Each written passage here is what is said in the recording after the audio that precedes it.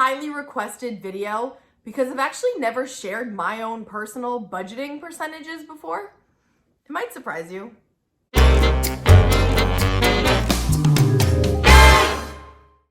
Happy Frugal Friday, K-Squad. Let's budget for next quarter. I love a fresh quarter. It's like the new year and Christmas morning wrapped up in a bow. I just love a fresh start. I love a clean slate. Let's talk about how we can have our best budget yet coming right up this quarter.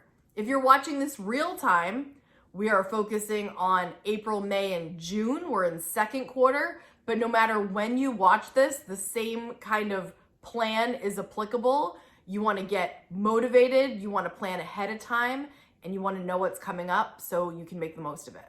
This is the way that I budget. Like, this is my order of importance for me when I'm planning my budget. Number one is my household budget. These are all needs, essentials. For me, that includes my mortgage, all insurances. If you had a car payment, but I have paid my car off. Gas for the car, water and sewer, electricity, phone, groceries. These are the things that you can't live without. The second thing, instead of going for the fun, a lot of people want to go for the fun. This doesn't mean I'm not fun, you guys. You guys know I'm fun, okay? But the next thing when I'm budgeting is savings. You have to have your essentials first. You need these things, right? Number one, needs. Number two, savings. Don't go for the lifestyle and the choices yet. Go for your future. That's how I do it. And I'm just sharing how I do it. You guys, of course, do it your way. Do you, boo, as I always say. But saving is next. So for me, once my needs are taken care of, I focus on my main state retirement, which that is about 7.5% of my paycheck. It just goes automatically into main state retirement. I don't even think about it. The next thing for my future is my Roth IRA. For me, at my age, the max is $7,000. And that was my big goal for quarter one, because the longer the money is sitting in there invested, the better you're gonna do, right? I'd rather invest and go hard first quarter than wait until the last quarter. Sometimes we can't do it. Sometimes we can't get that into the budget first quarter. But I do my absolute best to knock that out first quarter, if not into second quarter, first half of the year at least, so that that is taken care of. And the other thing that I'm always putting money into every single month is my savings pot. What is Kate's savings pot? I don't even think I've said these words to you before, you guys, but I don't do sinking funds. Some people have a car sinking fund, a vacation sinking fund, a pet sinking fund, and they have lots of different categories. Not Kate. Kate keeps it really simple. I have one savings pot, like a general sinking fund, if you will, and I just pull from the pot, like a pot of gold. The third thing I do is I remember to give every single month, even if it's just a little bit, especially at first when you start budgeting and you think, oh, I'm not gonna have enough. I told you guys I used to hold on to money so tightly and I always thought I wouldn't have enough. This is a terrible mindset to be in. So I always give a little bit, so that this is the mindset, this is the tone I am setting. I want to be generous, and I want to be even more generous in the future. I like to prioritize giving each month. And then the last thing that I focus on is lifestyle, which I know a lot of people want their lifestyle category to be big, right? They want to spend on the fun. And I'm into the fun, but I'm gonna share my percentages in a minute. And you might be like, Kate, maybe you're not. It was kind of shocking when I went through my numbers. I was like, oh, wait a minute, what am I doing here? But this is a good thing to do to reflect, you guys, and see where's your money going, and do you need to loosen the reins a little? Do you need to tighten them up? It's a really good exercise in finding out where you're at and where you want to go. Let's dive into my percentages. My actual percentages each month for first quarter. Okay, so typically, right, when people budget, the most commonly known budgeting percentage is the 50, 30, 20. 50% towards necessities, 30% towards wants, and 20% towards savings. So that's probably like the most common budgeting percentages you will hear about, the 50, 30, 20. So let's measure me against that. And maybe you can just have some insight as to why I budget the way I do and why my outcome is the way that it is based on this information. All right. In January, collectively as a community, we participate in something known as No Spend January. Now, I try to really hold tight to that. You have to make your own rules. You guys have been through it, or if you haven't, join us next year. But I really try to hold tight to not doing any extra spending. Obviously, it's No Spend January, right? So in this month alone, and don't come for me that I don't give in January, but I did not give in January this January. I don't give in January normally. I'm a little bit more generous in other months, but I really try to stick with the plan that I set for January, so that knocks out lifestyle and giving. Boom, out of the way. All we have left is household, that's the essentials, and savings for the future. And the whole goal for me in January, and for many of you, is to have your expenses as low as you can for household and save as much as you can, right? Or make a significant stride in your savings, I would say. So now listen, I've never shared these percentages, so please be kind, because some of these might be shocking, all right? January, household percentage, 33%, savings, 67%. How, you might ask? The reason this January was so the way it is because I made more in January than I've ever made in YouTube land. So thank you for that. And secondly, my job, it's that month where you get the third extra paycheck. So it was like a double whammy. My YouTube revenue was the highest it's ever been, and I got a full extra paycheck. So that was phenomenal. It was probably the most money I've ever made in 1 month because of these circumstances. It was special. It was unique. So please know that is not the trend that continued, but it was a special month, and I thank you for that. February, household, 55%.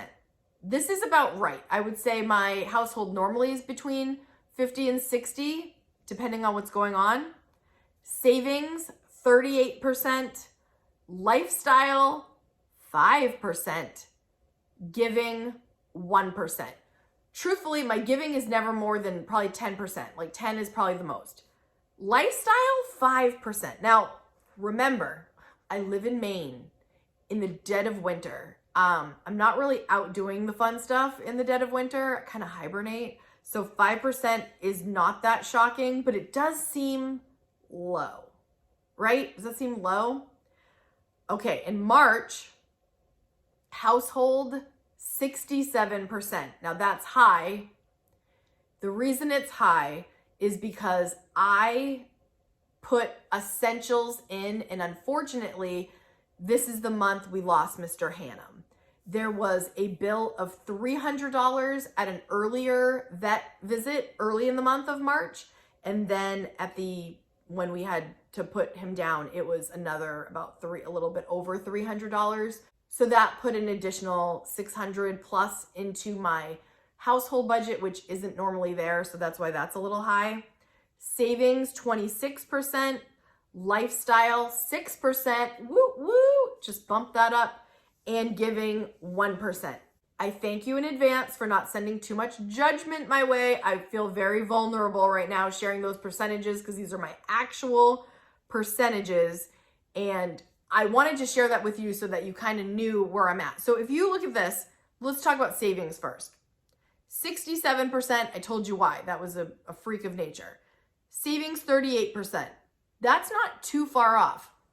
And savings, 26%. And again, if my sweet cat hadn't passed away, that would have probably all gone to savings, so that would have been higher.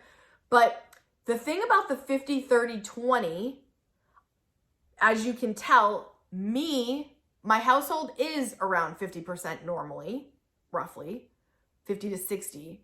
My savings, I kind of invert the common way of doing that. Instead of 30% being on the fun. I'm more toward 30% toward the savings, right? Like toward that way. And then for lifestyle, me between lifestyle and giving, that's probably closer. Well, according to this, 5, 6, and 7%. But normally I think more toward the summer. And as things go on, that's 20% or under. But you can see, like, my lifestyle is low. And like, let's just say, like, traditionally, I always set the budget with $100 to going out to eat, $100 for me, and $100 for Kaden, like right off the bat. So that's $300 that I have in my lifestyle budget that I've set aside for, we don't go out to eat every single week. And that $100 for each of us is for whatever we want. Sometimes that's going to be bigger. In the summer, it's probably going to be bigger. It's going to fluctuate.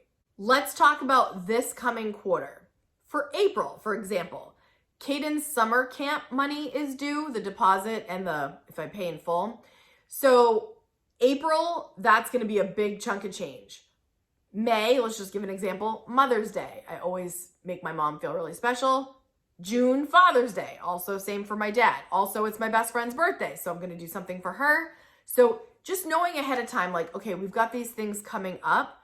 It's just so great to have a budget as your roadmap to know where your money's going. As you guys know, or if you're new here, welcome. I do a unique monthly budget. This is a technique I learned from Dave Ramsey and has worked really well for me. Every single month ahead of time, I plan it out. You can do this with their app called Every Dollar from the Ramsey Solution team, or you can just use a spreadsheet, you guys. I love Google Sheets. If I didn't find Every Dollar, I would totally do my budget in Google Sheets. I use Google Sheets all the time at work and it's phenomenal. And that's what I would probably do if I didn't have Every Dollar, but Every Dollar to me is just life. Like I love it. It shows the percentages on the side. That's how I was able to pull these up so quick. So easy. And then the other thing I was going to say, or just straight up pen and paper. My message to you is don't not budget. Don't not budget. The budgeting truly is the big difference in my financial life over the last decade or so. And I just want to drive that home because when you tell your money where to go, you're going to have more money because you are very aware. And then you can know, do I need to earn a little bit more? Could I just trim this a little bit here? Is that really important to me? Seeing your big picture is life-changing. So don't let another quarter go by without a budget. If you've already started working on your budgets for this quarter, or now you're motivated to do it, type in the comments, budget time. Let's do this. The final thing I want to bring to your attention right here is we are starting a new 12-week year starting on Monday, April 1st. The whole premise of a 12-week year is to accomplish what you would normally accomplish in a whole year in 12 weeks. I had never done it before, but I read the book, The 12-Week Year, which I will leave the link down in the description, and it just kind of blew my mind. And I thought, this is the way I like to operate, because you guys know I like to operate in shorter bursts, and quarters are perfect. So if you want to join us, what you're going to do is you're going to think about 3 things that you want to accomplish in the next 12 weeks, and you've kind of got to have eyes on the prize. So it's going to be April 1st through toward the end of June. That last week of June is like a reset for the next one. But 12 weeks, you're going to be focusing on 1 to 3 things. Honestly, 1 to 2 things is plenty. If you want to go for 3, go ahead. But this is something that you can do to set goals in your finances. Maybe you want to start budgeting. Maybe you want to save a certain amount of money. Maybe you want to start contributing to your retirement. Maybe you want to declutter your whole house. Maybe you have a goal in a relationship. You want to improve your relationship, and the way that you're going to do it is A, B, and C. So if you're into this, join us. We do lives every week. Check my community tab, and that's where I'm going to have all the details. So there's like my tab for videos, community. Click on that community tab and be in the know with everything coming up. We hope that you join us. I hope this video was insightful as to how I budget and kind of like the real life percentages. And what you've got to do is come up with percentages that work for you. And it's not always going to be perfect. Hello, it's not always going to go according to plan, but it's good to have a plan and do your best to execute it. And then move with it as it happens, right? So I'm an active budgeter. As things go on in life, I adjust the budget as we go. So it's real time, real numbers. You don't set it and forget it. I have a whole budgeting series. If you look at my playlist, I've got tons more budgeting information if you want to learn how I budget.